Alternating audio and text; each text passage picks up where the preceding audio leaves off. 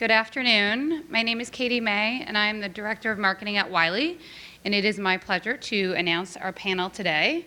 The session today is Start From Where You Are, Key Considerations for Approaching Open Access. We have David Fisher, who is the VP of Research Sales at Wiley. We have Gwen Evans, Executive Director at Ohiolink, and we have Colin Campbell, Communication Manager at Max Planck Digital Library. Okay.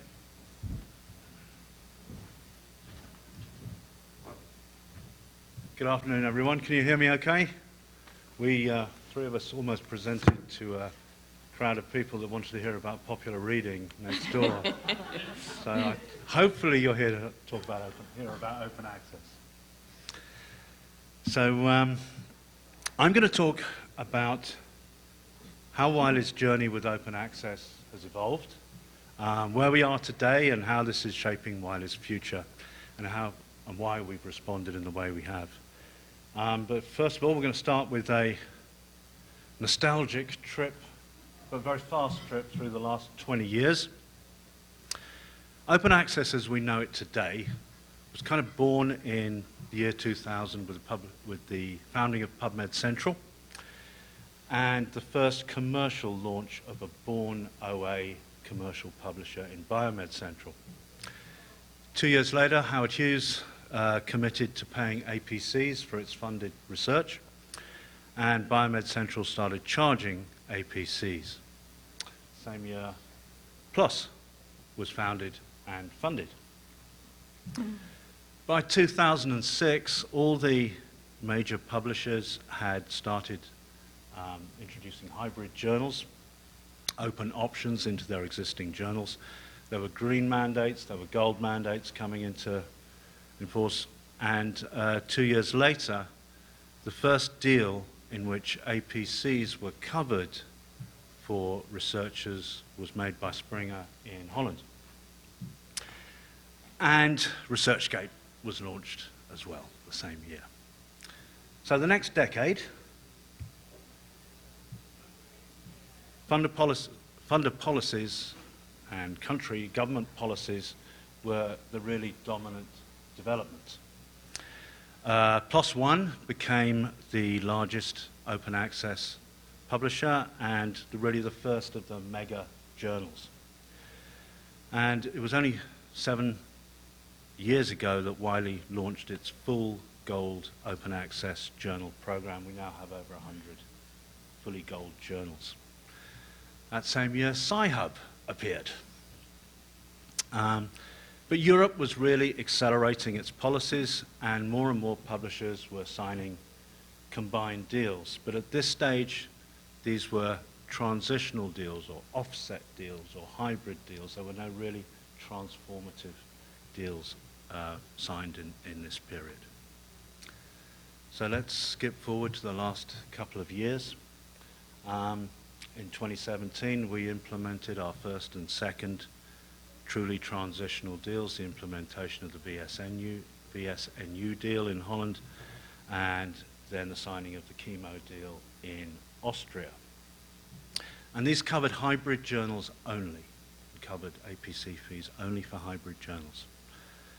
Around the same time, the OA 2020 movement really started to have a significant impact and push hard for acceleration to open. And a few big names came rather publicly unstuck during that period.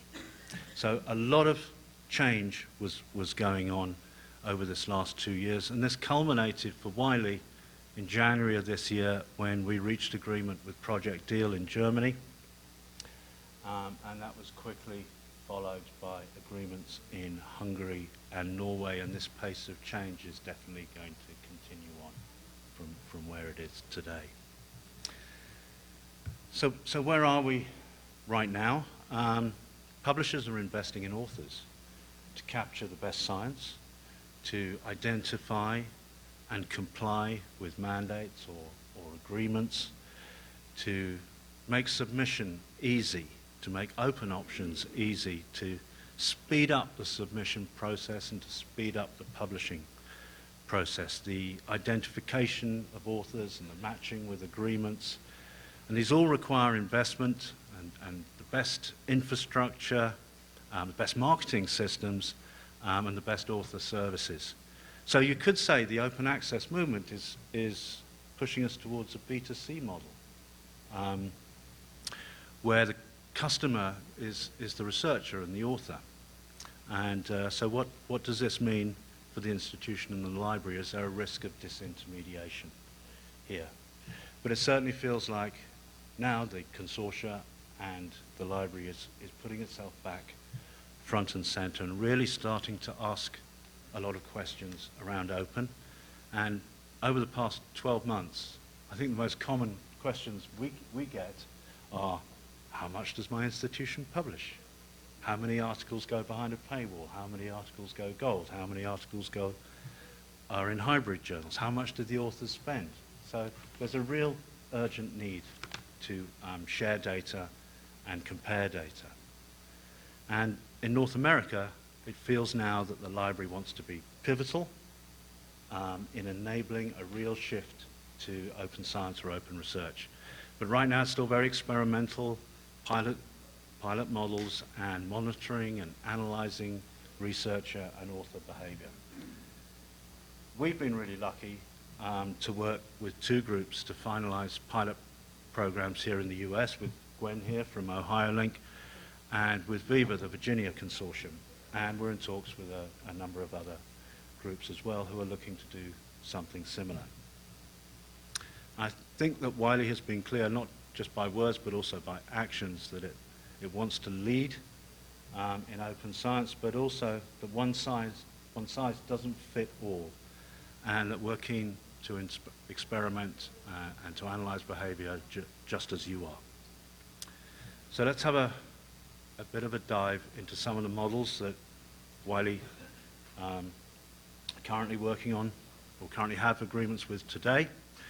Our full, immediate, transitional publish and read deal is with ProjectDeal, the Max Planck Digital Library, and I'll not say any more about that because Colin's here and is going to tell us, have the expert view. In Norway and Hungary, there's a gradual migration from read to publish. And here in the US, we're looking at separate buckets really for reading and for publishing so far. To be a little bit clearer, let's look at the Norway and Hungary model. Here, open access payments, which were in the wild, which were ones we received directly from authors or from funders to support open, have been captured into the agreement. These are national agreements, and they've been grown over a period of time by using some of the subscription money to migrate into the open access, into the publishing funding part of the model. And this is all enabled by the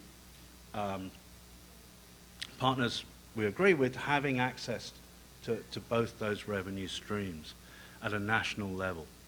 And over a period of the deal, and the example here is of 3 years, you can see the pots migrate from one towards the other.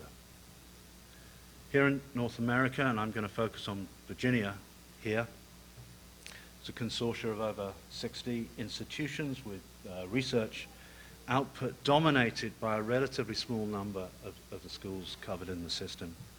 We agreed to migrate a portion of the negotiated price increase from the READ part to kickstart an open access fund, which was topped up by the consortium. It's important to note that this agreement is that open access fund is to be used only on pure gold open access papers, so it will not be available for hybrid. And this was a choice from the consortium. So I think it'll be really interesting to measure how author behavior changes and whether there is a switch to submitting to pure gold journals now that funding is available to do so. So finally, how do we execute? How do we reach agreement? Well, there are so many things in there, and as I mentioned earlier, each deal is very, very different. But the key features of reaching agreement with a partner, with a consortia, with a national level, was to be open, to share data and to compare data, because our data is often very, very different, and that's significant. To have trust and understanding and really be aligned about what the end point you're going to get to is. And have an understanding that, you know, that model over there doesn't equal this model over here, that they are unique. And with that, I will hand over to Gwen from Ohio. I think we're probably going to save questions to the end so we don't eat into each other's time, but thank you very much for your time. Thank you. Again, I'm Gwen Evans, the Executive Director of Ohiolink, and because open access is such a desired state and my members are as eager to engage as anyone, I really aggressively sought out an open access deal with Wiley. David will tell you how aggressive I was. Very aggressive. In order to test some hypotheses about read versus publish institutions and their behavior under real world circumstances. And here's what we've learned already. So just a little background, we're a state agency under the Ohio Department of Higher Education, serving 90 institutions and their 118 libraries. We operate as both a state agency and a membership organization. We have a central budget of about $14 million per year, but 80% of the shared content purchases are funded by the individual institutions. Overall, the budgets we manage are in the neighborhood of $50 million per year. So this is a little more granular about who we are. Our members range across the entire spectrum of size, research activity, and type of higher ed academic library. A while ago, I wrote a guest post on the Scholarly Kitchen laying out some of the implications for what I called read institutions versus publish institutions. And this Wiley pilot is designed to test some of those assumptions. We're a mostly read consortium, not a heavy publishing consortium like Germany's ProjectDeal, the California Digital Library, or the Big Ten Academic Alliance. Looking at our consortial profile along the read and publish continuum and what is deemed possible and desirable in our context may be able to indicate what could happen in the broader U.S. Academic environment outside of the power R1 institutions which are driving the conversation and funding models in OA at the moment. So we agreed on this deal with Wiley shortly after the ProjectDeal announcement, and it's essentially the same outline and platform that Wiley developed for ProjectDeal. We get a discounted APC rate, and there was no additional read access added to any institution because they all already had access to everything, and we have a Wiley all pubs deal. The allocation of funding, policies, and assignment of workflows were created by the Ohiolink Cooperative Information Resources Management Team, which is composed of our member librarians. So these are their decisions based on the collective understanding of the range of needs. I just want to say this is a deeply practical group of librarians who meet on a regular basis and are very familiar with each other's circumstances.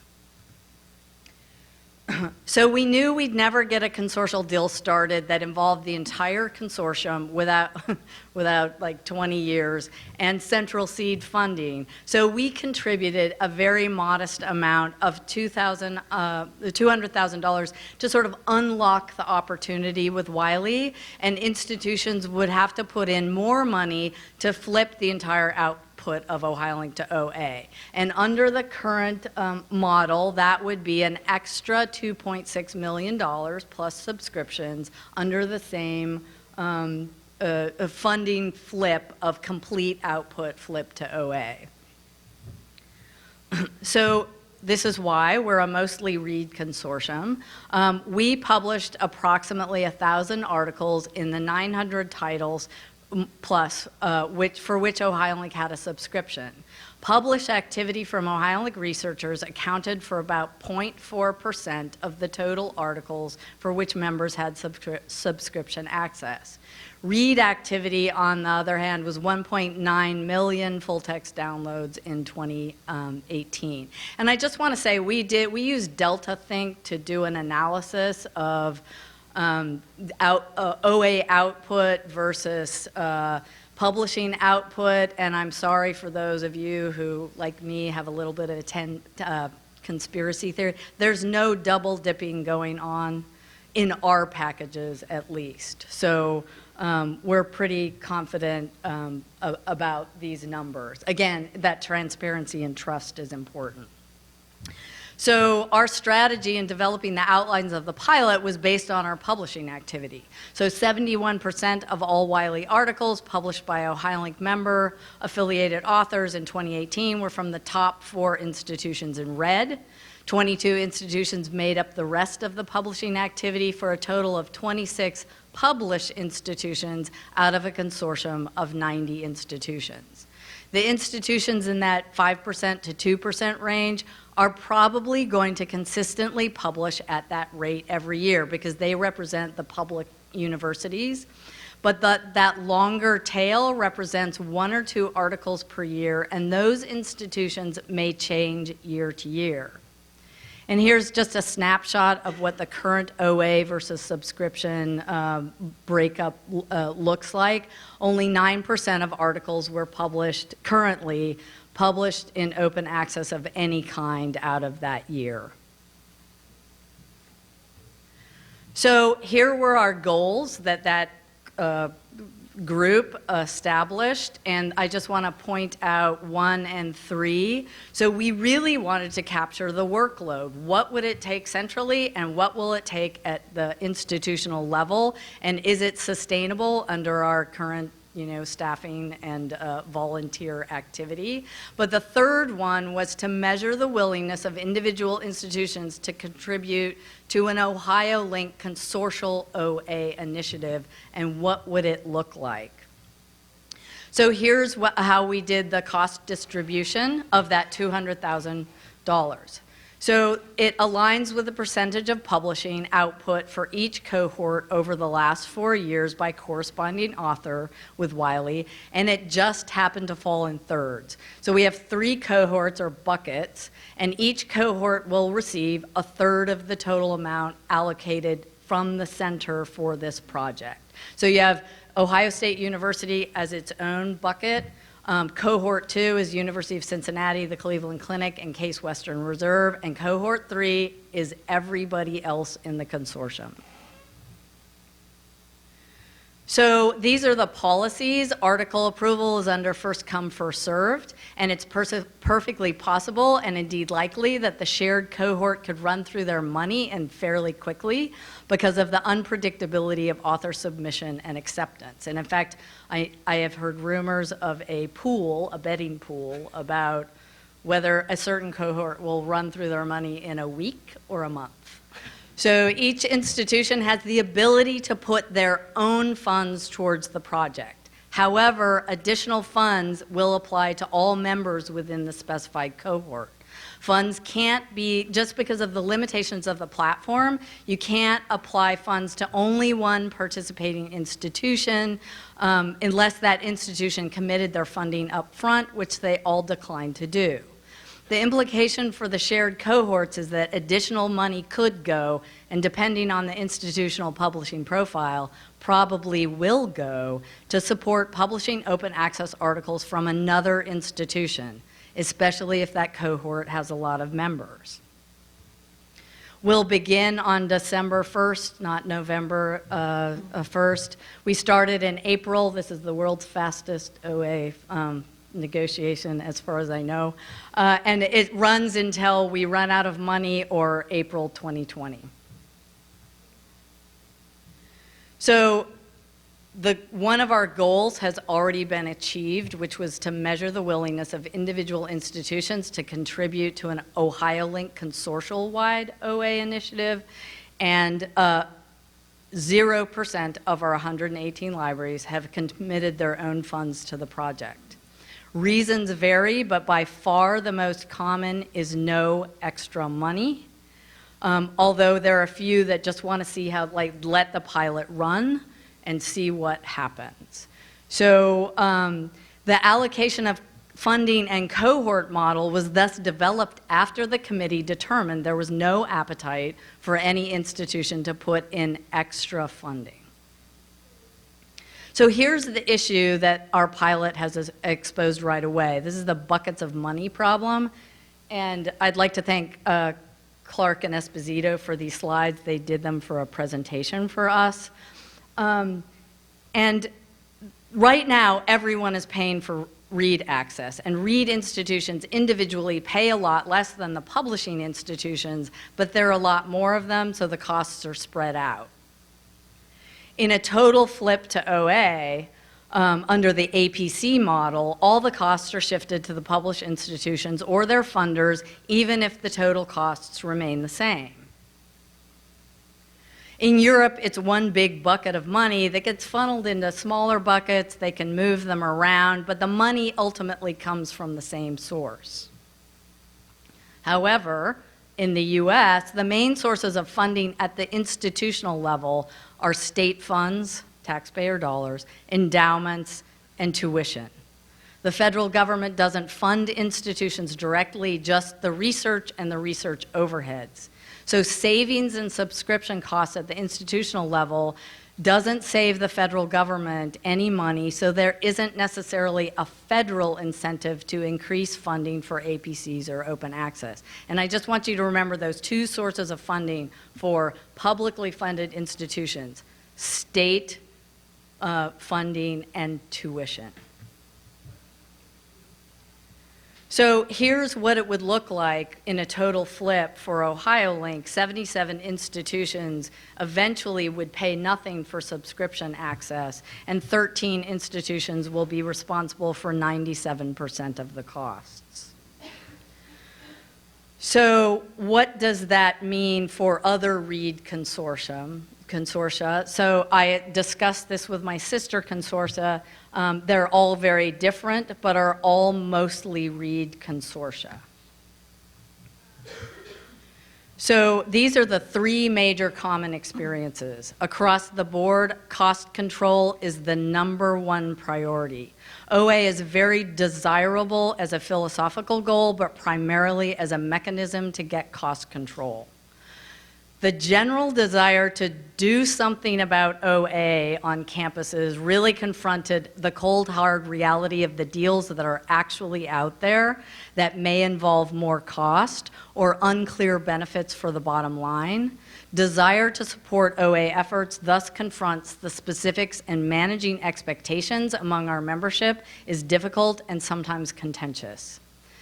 Collection staff understand the ramifications, costs, and complexities of abandoning the big deal in very different ways than the scholarly communications librarians, who often don't actually do the work that is involved or would be involved and aren't familiar with the economics of publishing or the economics of APCs.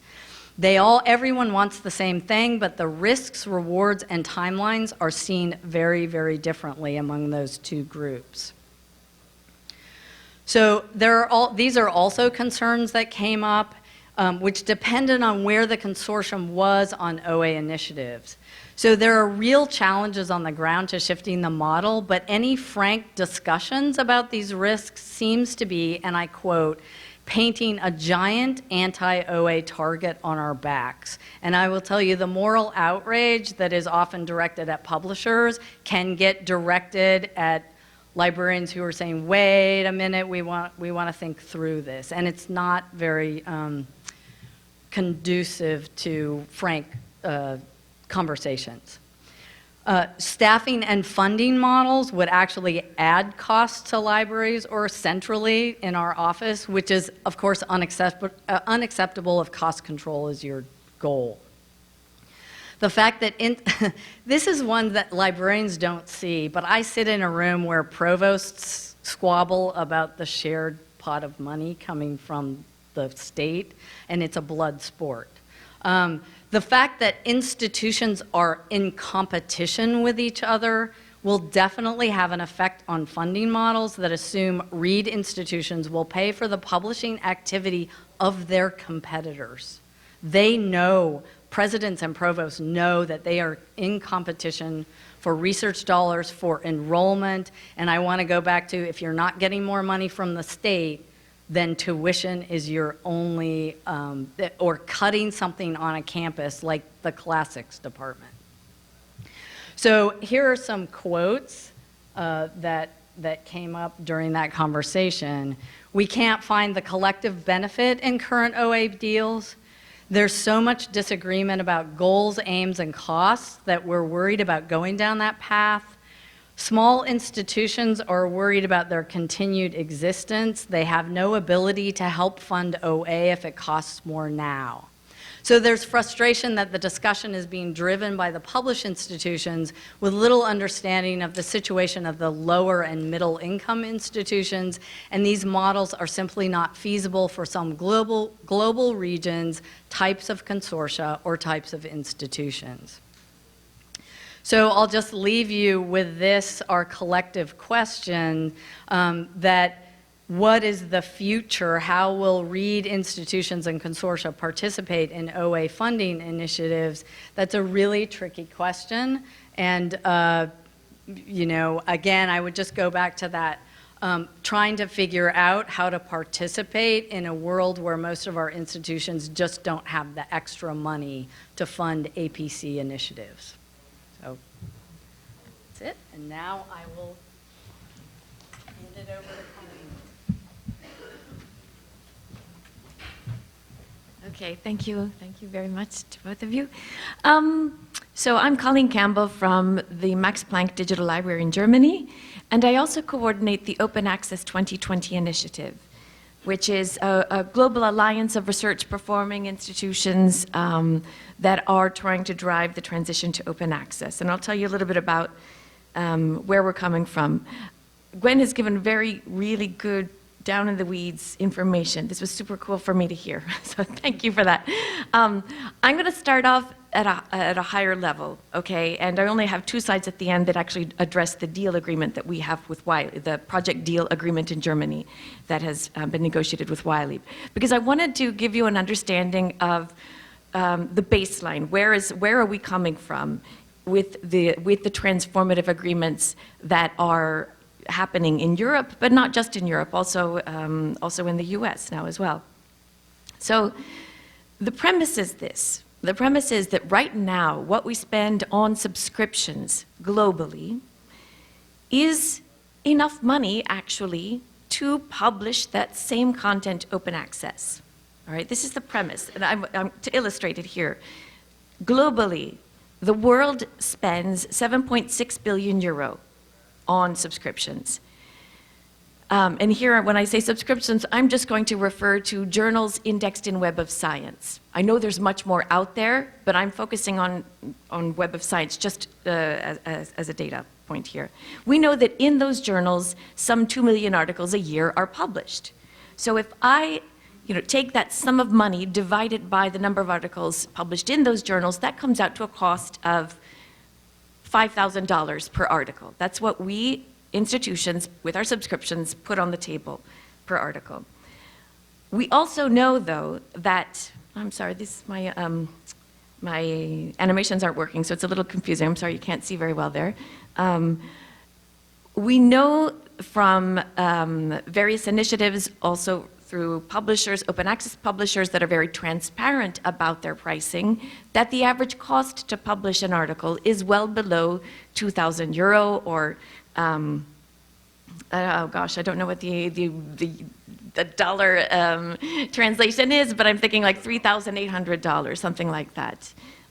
Much less, no, 2,000 euro, yeah, 2,100, 1,200. Yeah. Okay. I guess it depends on the day. In any case, much less. My point being, it's much less. The total cost is around 4 billion euro as opposed to the 7.6 billion euro, right? So what do we learn from this? That there are indeed high profit margins being earned by the publishers, and the cost to publish those journals actually is within, open access is within that current subscription spend. So with that knowledge, because this is something that no one really realized, subscription pricing is opaque. We don't know what our neighbors are paying in many cases. With that knowledge, an initiative began, that's the initiative that I coordinate, OA 2020. Basically, it's simply promoting a strategy, and that strategy is, while we continue to invest in pure open access journals, new open access platforms, academy-led publishing venues. Let's also create a strategy that addresses the subscription system head-on. Okay, let's take that money that we spend year after year after year and use that money to publish open access.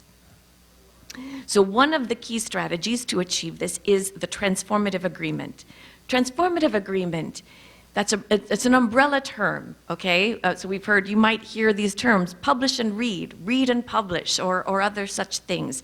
The point is, we are in the midst of a transition, and nobody has the right answer yet. We are testing different models that might fit the specific context of any given institution or country. The baseline, though, the baseline is that there is a shift in the money. The money is not going to pay for access, it goes to pay for publishing. Whether that shift is immediate or gradual over the agreement term, as we saw, right? We saw the shift happening in the first set of slides. The point is that we shift our money now. So these transformative agreements, there are some things that even though we have different models that we are testing, there are some baseline guidelines that we are all trying to work within. The first is the recognition that this kind of an agreement is a transitional and temporary thing. Because as we are shifting our money from paying for access to paying for publishing, as more and more such agreements are negotiated, there is less and less payment of subscriptions. And so we are moving toward a situation where open access will become the default for publishing of these journals. Another baseline is authors retain their copyright, the rights over their works. This is what open access is all about. There is the expectation that the agreements are transparent. And this is key because what we are trying to achieve is transparency in the costs around scholarly publishing. Because it's only when we have transparency in the cost that we are able to compare the costs and exert, as libraries and research performing organizations, exert some market pressure, oblige the publishers to compete among themselves, for our authors' works. Whoever provides the better publishing services might, get more submissions, for example.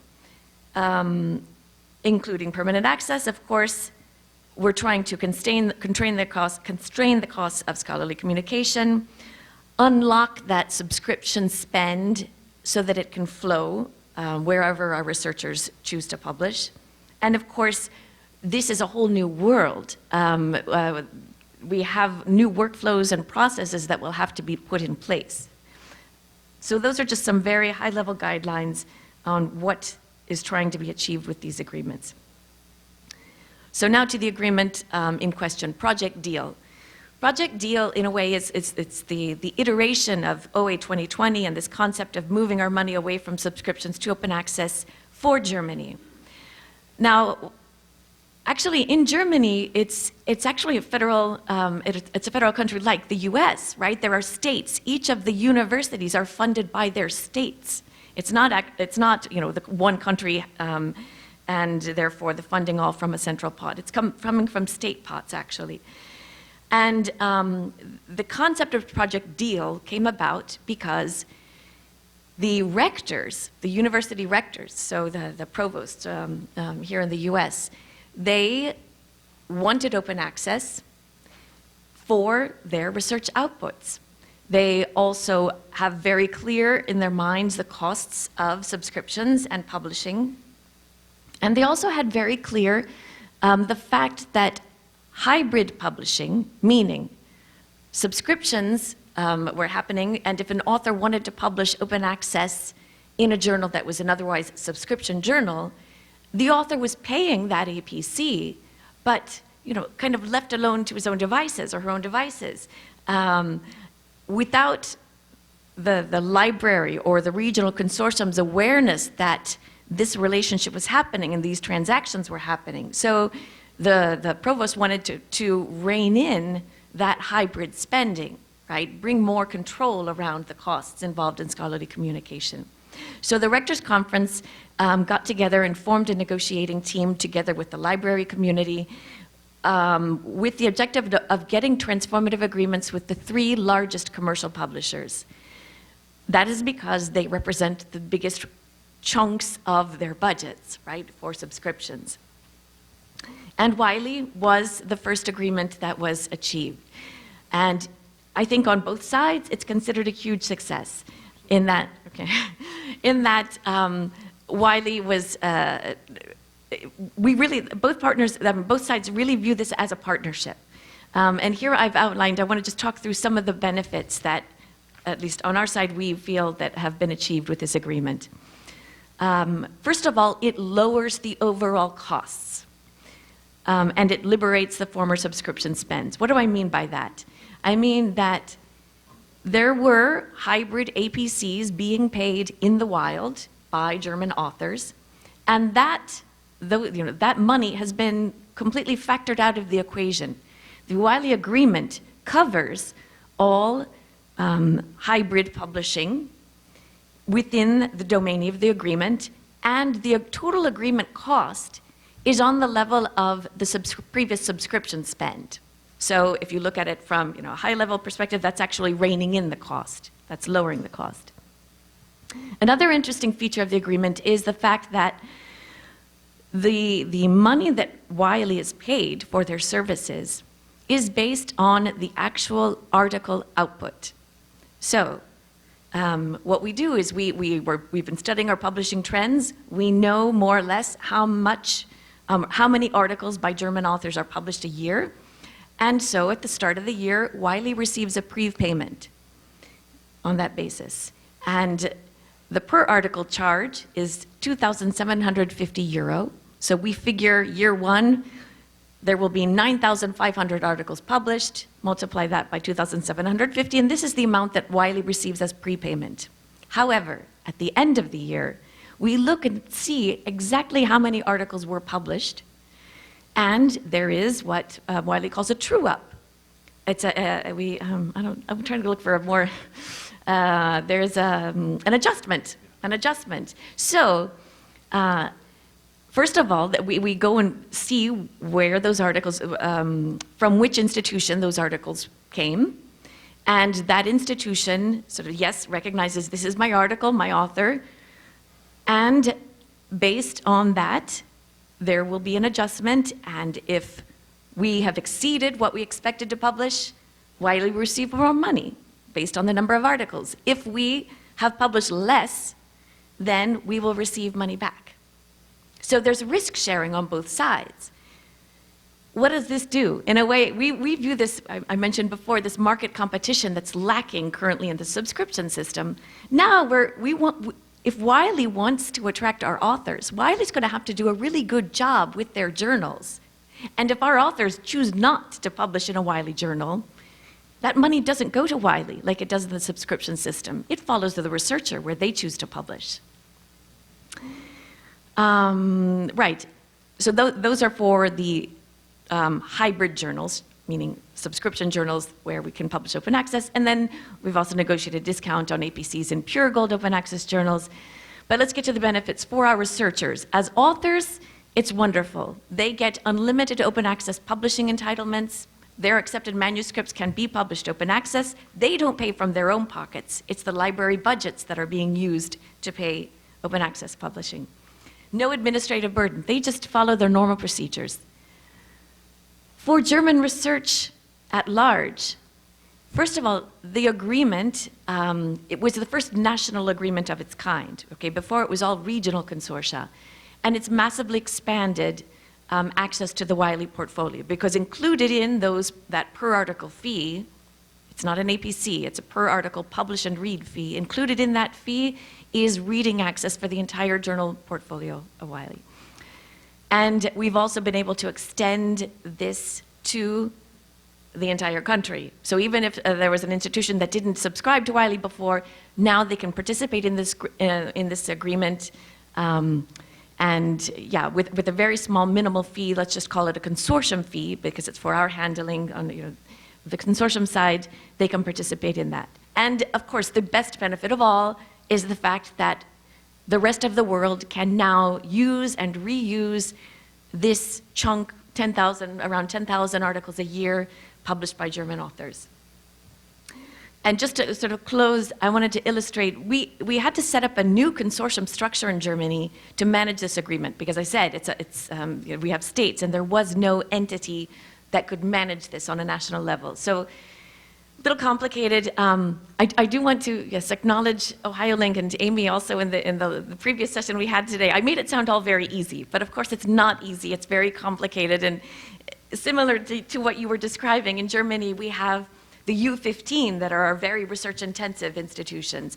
But yeah, we've extended this now to over 700, even teeny tiny institutes, right? So how do you manage that? And how can we go from a subscription spend to all of a sudden I have to pay for all of the, based on article output? If I'm research-intensive, that might sound pretty scary. And if I am a huge public library that managed and wielded a really substantial budget, all of a sudden I pay nothing into this. So what does that mean for me and my identity, right? That's a challenge. That is a challenge, and we are testing new models. In our model, we are asking the libraries to prepay based on their subscriptions, their previous subscription spend, and then at the end of the year, we will send them an adjustment depending on their publishing output. And we would ask them to contribute what they can toward that adjustment. And that adjustment amount will go into a central pool that is used to credit back those institutions that are due credit.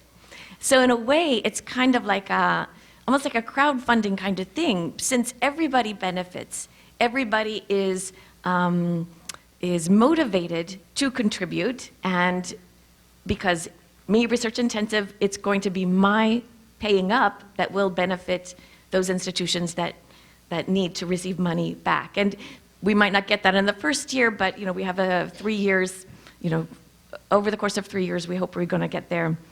So, the individual institutions have time to prepare, go to their provosts, ask for, lay out the strategy, and since the provosts were part of the negotiations, we think that they are going to be able to shift those funds accordingly. Okay, final word. I don't know how I'm doing for time. I just wanted to show you really quickly that transformative agreements are happening around the world, and also multiple publishers. Wiley has been a fantastic partner. They have shown such commitment in partnering with us to set up all of the processes that need to be set in place as we move into this new world of open access.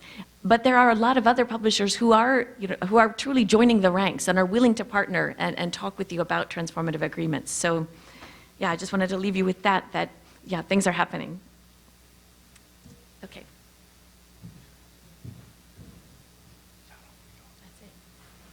That's it. I think we got 2 minutes. Oh, no. If anyone's got any questions. Hi, my name's Shannon Revel. I'm from Copyright Clearance Center. And I am just curious to know if we are taking on a test and adapt model here, and Gwen, you did mention that there are some barriers to understanding how these APCs are actually being tracked and used. Where is that being prioritized right now in the process of creating these transformative agreements? Well, how are you actually tracking the performance so that you can test and adapt? Well, we haven't started. We haven't started yet. So there's a team. Each cohort has a team assigned to it. So Ohio State, their librarians are tracking what gets published. And they're the ones approving, yes, pay this APC for this. So each cohort has a team sort of composed of, the last cohort is the biggest cohort. They put together a team. Those are the ones that are going to be saying, yes, publish. And then we'll see at the end how, did it change behavior? Were more hybrid articles published this time than would normally be published? So it's that librarian team engagement in each cohort that will be tracking performance and also tracking the workload. How much time does this take? What unexpectedly happened? Those sorts of things.